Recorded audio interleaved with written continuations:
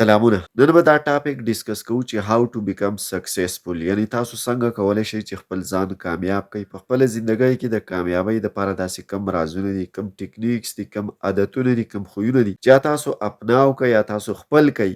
او د هغې په ذریعه باندې تاسو کامیاب شئ. ډیره زیاته بهترینه انټرسټینګ ویډیو ده او مهرباني وکئ که د ځان سره ښه کوئ، په ځان باندې احسان کوئ، نو دا ویډیو سکیپ کوئ مه. شاید چې د یوټیوب په دنیا کې تاسو ته لومبۍ ویډیو دا داسې مخې ته راغلې ده چې که تاسو دا وګورئ او په دې تاسو انالیسز وکئ او په دې طریقو تاسو عمل وکئ، کوم چې په دې لیکچر کې را روانې طریقې دي، کوم ټیپس دي، کوم ټریکس دي او کومه میتډالوجي ده، هغه زه تاسو ته ښایم او په هغې تاسو عمل وکئ. تاسو یقین وکئ چې که تاسو نن هر څومره ناکامه یئ، تاسو په ژوند کې هر څومره پریشانۍ دي، تاسو د زندګۍ نه مایوسه یئ او تاسو یو قسم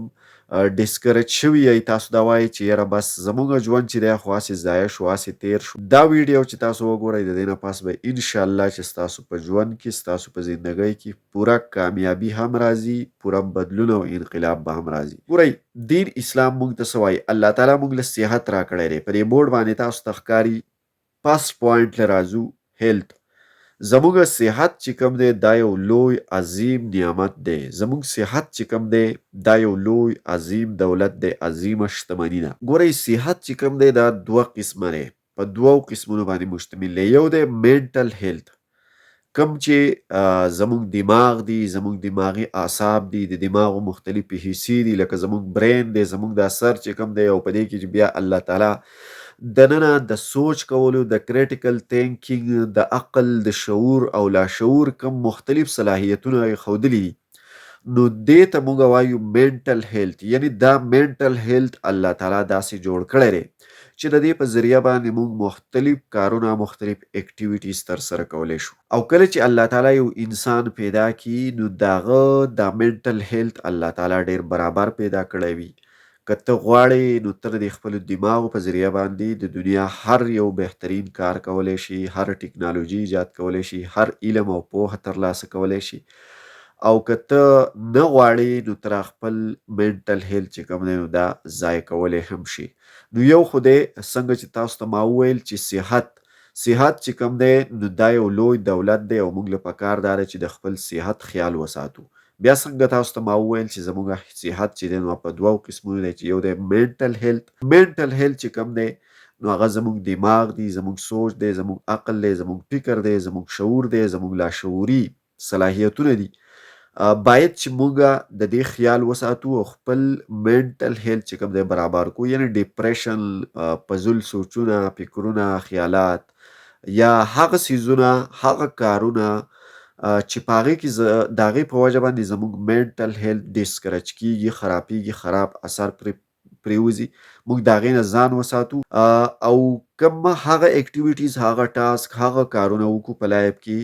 چې د هغې په ذریعه باندې زموږ منټل هیلت چې کوم دی هغه پرسکون هم وي، هغه صحیح هم وي او مونږ ته یو پازیټیو نتیجه راکوي. اوس د منټل هیلت د ښه ساتلو دپاره ضروري دا ده چې ته ښه سوچونه وکړي، ښه فکرونه وکړي، ښه خیالات وکړي، بهر په نیچر کې وګرځې، د ښو خلکو سره ناسته پاسته وکړي، د قابلو خلکو سره، د دانشورو سره، د پوهانو سره، د انټلیکچوال سره کښېنې، ښه کتابونه ولولي. په انټرنیټ کام ته مثال په طور نن د انټرنیټ او د اے آی دور دی، که ته د انټرنیټ استعمال کوي په انټرنیټ هم ته ښه خلک واورئ، ته بهترین سکالرز او ریسرچرز واورئ، داسې خلک چې هغې تا ته ښې خبرې کوي، تا ته ښه رایې، اوپینینز او ښه آیډیاز درکوي او هغه ستا په لایف کې یو پازیټیو چینج راولي. که ته د داسې ماحول سره ځان بلد کړي نو دې سره به ستا منټل هیلت باندې ښه اثر کیږي او ته به یو قسم گروت کوي، ستا منټل هیلت چې کوم دی هغه به گروت کوي. بل دویم قسم چې زموږ سره د هیلت کم دی نو هغې ته موږ وایو فیزیکل هیلت. فیزیکل هیلت کې زموږ د وجود ټول جسم چې کوم دی د دې تعلق دی د دې سره، لکه زموږ څومره جسماني اعضا چې دي، زموږ د جسم او زموږ د باډي چې څومره سټرکچر دی، زموږ د جسم چې څومره حصې دي، څومره پارټس دي، زموږ لاسونه دي، خپې دي، زموږ سترګې دي، زموږ دماغ پکې هم راځي، دغه رنګه زموږ زړه دی او داسې د وجود چې څومره حصې دي چې د هغې یو خاص کرکټر دی، یو خاص کار دی، یو خاص ټاسک دی زموږ په دې لایف کې. که فرض کړه زموږ په دې وجود کې، زموږ په دې جسم کې یوه حصه هم معذوره شي، مثال کې طور پر زموږ په سترګو کې یوه سترګه هم کار پرېږدي او موږ سترګه کار نه کوي، نو موږ ته به تکلیف وي، موږ به لیدل کتل چې کوم دی هغه به صحیح نشو کولی. دغه رنګه که زموږ ژبه کار پرېږدي، موږ به خبرې صحیح نشو کولی. که زموږ لاسونه دي په هغې کې یو لاس کار پرېږدي، نو موږ ته به تکلیف وي، په یو لاس به موږ کار پوره نشو کولی. که زموږ خپو کې یوه خپه هم کار پرېږدي، نو موږ به ګرځېدلو کې به موږ ته تکلیف وي، موږ به ګرځېدی نشو او د نورو خلکو د مدد او د امداد محتاجه به یو. دا رنګ که زموږ په جسم کې کومه حصه هم کار پرېږدي، نو د هغې زموږ په ټول صحت باندې، زموږ په ټول فزیکل هیلت باندې یو خراب او منفي اثر پرې وځي او د دې په وجه باندې زموږ ژوند چې کوم دی نو هغې کې هم ډېر زیات خراب امپیکټ پرېوتلی شي. نو باید چې موږ د خپل فزیکل هیلت چې کوم دی، الله تعالی موږ له روغ وجود راکړی دی، روغ صحت یې راکړی دی او دا هم یو لوی عظیم دولت دی، او بیا موږ د دې خپل جسماني صحت خیال وساتو. د فزیکل هیلت د مینټین او د هیلدي یا تندرست ساتلو دپاره ضروري ده چې ته په خپل خوراک باندې فوکس وکړي او ته ښه خوراک وکړي، بیلنس خوراک وکړي. داسې خوراک ته وکړي چې کوم خوراک ستا دپاره، ستا د صحت دپاره ښه دی. مثال کې طور پر ته د سبزیانو استعمال وکړي، چې هر څومره سبزیانې دي مختلف رنګونو والا، مختلف نومونه لري دغه سبزیانې، لکه بینډۍ شوې، الو شو، دغه رنګ ساګ شو، او د دې نه علاوه که ته وګورې نو نور هم مختلف قسم څومره سبزیانې چې دي ته د دې استعمال شروع کړي. په سبزیانو کې مختلف قسم ویټامنز، منرلز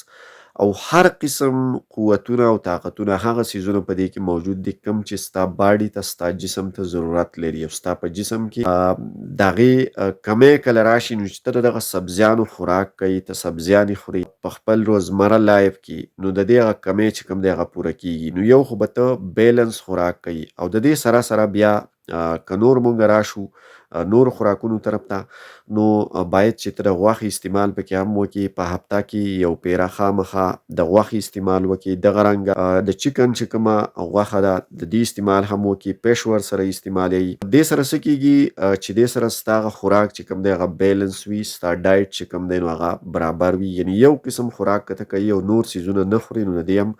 ستا په جسم باندې یو خراب اثر پرې باسي. اوس خوراک ته کوي ښه پیټ پاټې، ورسره د فروټو استعمال هم ضروري پکار دی، ځکه چې په فروټو کې هم منرلز دي، ویټامنز دي، مختلف قسم ګڼ شمېر فروټس دي. ته د دې استعمال هم شروع کړه، دا ستا لپاره ډېر زیات موسټ امپورټنټ دي. او بیا ورسره چې کوم دی تاسو په وړاندې ښکاري ایکسرسایز چې کوم دی نو دا هم ډېر زیات ضروري دی. ته چې هر څومره په دې لایف کې کارونه کوي، ګرځې، منډې وهې، لوبې کوي، گیم کوي،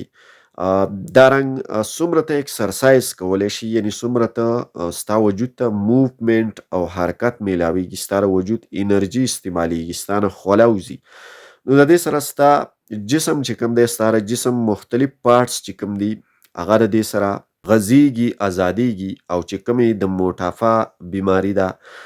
د پیړوالي بیماري ده چې هغه ستا په جسم کې ته کله ګرځې نه، ته حرکت نه کوي، ته واکینګ نه کوي، ایکسرسایز نه کوي، نو ستا په جسم کې ورو چربي چې کوم دی نو هغه شروع کېدل شروع شي، او د دې سره څه کېږي چې ستا جسم بیا ورو پیړیږي، پړسوب بیماري پکې هم ولګي. دغه رنګه د دې سره ستا د وجود پاټې چې کوم دي هغه هم خراب شي، جوړونه هم خراب شي، نو د دې په وجه باندې ستا په جسم باندې یو ډېر زیات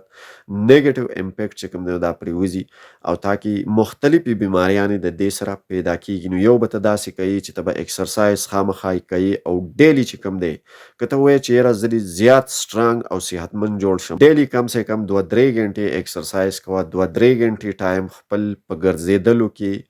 سپینډ کوه، ګرځه، لوبو دپاره ټایم ورکوه، کار کوه، محنت مزدوري کوه، نو د دې سره به ته کامیابي. او که فرض که ته په ځای ناستې، ته خراب عادتونه کوي، نو د دې سره به ستا په وجود باندې خراب اثر پرې وځي. دا داسې ټیپس اینډ ټریکس دي چې زه تاته راڅخه ښایم که ته په دې باندې پریکټیکلی عمل وکړي ستا په زندګۍ کې به د دې سره ډېر زیات چینج راشي رایټ. نو اکسرسایز چې کوم دی دا هم ډېر زیات ضروري دی او ډېر زیات لازمي دی. اوس دا دوه هغه څیزونه دي، دوه هغه اصول دي چې ته په دې باندې عمل وکړي نو دا ستا صحت د دې سره ډېر زیات بهترین جوړیږي. داسې ویلی شو چې خوب ستا د دماغو دپاره یو غذا ده. ته چې کله خوب کوي نو اټ مینز چې ته خپلو دماغو ته یو غذایت یو نیوټریشن پاور ورکوي، او که ته خوب نه کوي نو ستا دماغو ته د دې سره طاقت نه میلاویږي، ستا دماغ کمزوری کیږي، ستا دماغ کار پرېږدي او ستا نه به بیا هیر هم کیږي. ستا ته چې کله یو کار ته څه سوچ کوي نو هغه سوچ کولو کې به هم ته کمزوری یې، ستا نه به خبرې هیریږي، ستا دماغ چې کوم دی نو هغه به ستړي ستړي کیږي، ستا په دماغو به بوجي، ډپریشن، سټریس او انزایټي دا څیزونه به سیوا کیږي. نو خوب چې کوم دی هغه ډېر زیات لازمي دی ستا لپاره. 7 نه واخله تر 8 غنټو پورې خوب به خامخا پوره کوي. ګورئ ګرانو کتونکو، بل یو مخصوص اصول چې کوم دی چې په دې باندې هم تاسو له ضروري فوکس کول پکار دی او دا اګنور کول نه دي پکار، هغه دا دی چې پراپر یوزیج اف واټر، یعنی د اوبو مخصوص استعمال کول، د پیور اوبو یعنی د صفاو اوبو استعمال کول. اوس د هغې استعمال په دې طریقه کول دي که موږ وګورو ساینټیفیکلی یعنی میډیکل ساینس په دې حوالې سره وایي چې 60% زمونږ دا جسم چې کوم دی نو دا په اوبو باندې مشتمل دی، یعنی زمونږ د جسم ته زمونږ د وجود ته 80% اوبه پکار دي، او 80% اوبو نه چې کله هم په دې کې کمی راشي نو د هغې هم په صحت باندې په فزیکل هیلت باندې ډېر زیات خراب اثر پرېوځي. نو خامخا د اوبو استعمال او د پیور اوبو یعنی د صفا اوبو استعمال پکار دی. تازه اوبه څکئ او ډیلی کم سے کم 600 ګلاس واټرز چې کوم دی دا خو زیات څکئ. بیا په ګرمۍ کې چې کوم دی کله چې د ګرمۍ موسم وي، د تودوخې موسم وي، نو په دغه وخت کې انسان کار کوي، محنت کوي، مزدوري کوي، ګرځي، ورزش کوي، لوبې کوي، نو دغه ټایم کې څه کیږي چې زمونږ د جسم نه ډېره زیاته خوله وځي او د خولې سره څه کیږي چې زمونږ په وجود کې د اوبو کمی پیدا کیږي، او دې وخت کې چې کوم دی نو موږ له اوبه څکل د دې استعمال ډېر زیات پکار دی. خامخا بیا که څومره زیات ګرمي وي نو د هغې مطابق زیات د اوبو استعمال پکار دی. بل ورسره د صفا اوبو په ذریعه باندې تاسو کولی شئ چې تاسو روزانه ولامبئ، سهار ټیم کې ولامبئ او د خپل وجود صفایي هم وکئ، نو د دې په وجه باندې هم ستاسو وجود تر و تازه وي او ستاسو صحت چې کوم دی هغه بالکل پیټ وي. اوس د یو صحتمند انسان په صحت باندې بالکل پیټ خپل صحت د برابر ساتلی دی، نو دې پسې به راشو مقصد له. اوس ستا د زندګۍ مقصد څه دی؟ ځکه چې الله تعالی مونږ پیدا کړي یو، الله تعالی مونږ له زندګي راکړې ده، ژوند یې راکړی دی، ټایم یې راکړی دی، نو دا یې د څه مقصد دپاره راکړی؟ دا یې هسې نه دی راکړی چې بس په دنیا کې به ګرځو، زندګي چې کومه ده دا به انجای کوو، مزې چرچې به کوو او بس زمونږ نه به د دې څه تپوس پوښتنه نه کېږي، بلکې مونږ له چې الله تعالی دا کم ژوند راکړی دی، کومه زندګي راکړې ده، کوم جسم یې راکړی دی، دا هر څه د الله دی او د دې به الله تعالی زمونږ نه باقاعده تپوس کوي، سوال جواب به وي.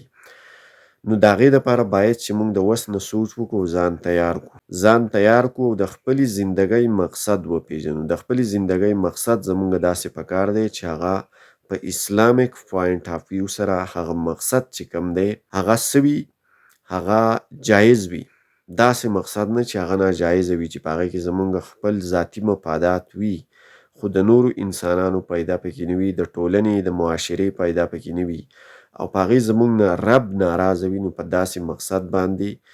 د هغې هېڅ مطلب نشته. په داسې مقصد باندې بیا خپله زندګي ویسټ کول پکار نه دي.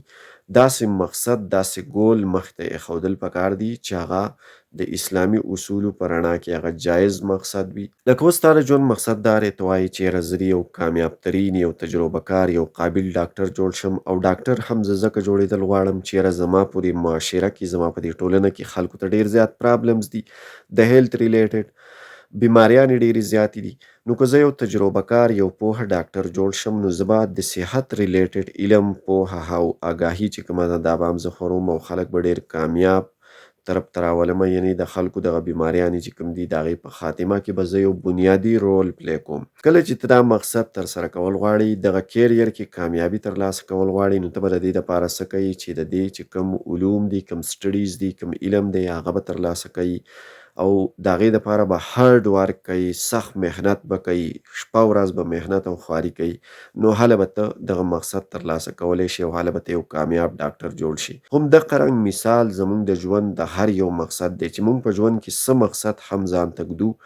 باید چې هغه یو جایز مقصد وي او د هغې دپاره موږ سخت محنت وکړو، خپل ټایم ضایع نه کړو. ټایم او وخت چې کوم دی، نو دا واحد یو داسې څیز دی چې دا د هر انسان سره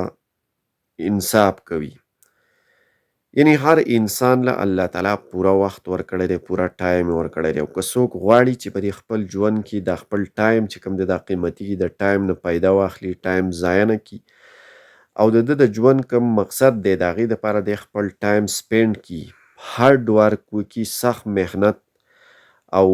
مطالعه وکړي، ریسرچ وکړي، تحقیق وکړي، دا خپل ټایم د ښو خلکو سره په معاشره کې تیر کړي، چېرته نه چې دی زده کړه ترلاسه کولی شي، د کوم ځای نه چې ده ته فایده میلاویږي، بینیفټس میلاویږي، په هغې کارونو کې، په هغه اکټیویټیز کې دی خپل ټایم سپینډ کړي، ځان ته یو پازیټیو وی، یو پازیټیو لار، یو مثبت لاره جوړه کړي، یو داسې تګلاره مخې ته کښېږدي، په هغې باندې یو داسې لاره باندې دی سفر وکړي چې دی د کامیابۍ منزل ته ورسوي. نو ضرور به ټایم دته یو پازیټیو ریزلټ، یو مثبت نتیجه ورکوي. نو د کامیابۍ دپاره دا اصول، دا رازونه دي، که تاسو په دې عمل وکئ. دا لیکچر ډیر زیات ډیټیل لیکچر دی او که په دې تاسو عمل وکئ، تاسو یقین وکئ ګرانو کتونکو، دا د ځان سره دا خبرې ولیکئ، نو تاسو د کامیابۍ د منزل نه د دنیا یو طاقت هم نشي راوسته کولی. د کامیابۍ چې ستاسو کوم سټیج دی، کوم مقام دی، تاسو هغې ته خامخا رسېدلی شئ. د دنیا یو سکسسفل، یو پاورفل انسان تاسو ضرور جوړېدلی شئ. په اخیره کې ستاسو د ټولو نه دا ریکویسټ کوو چې کاینډلي دا ویډیو مخې ته زیاته شیر کړئ.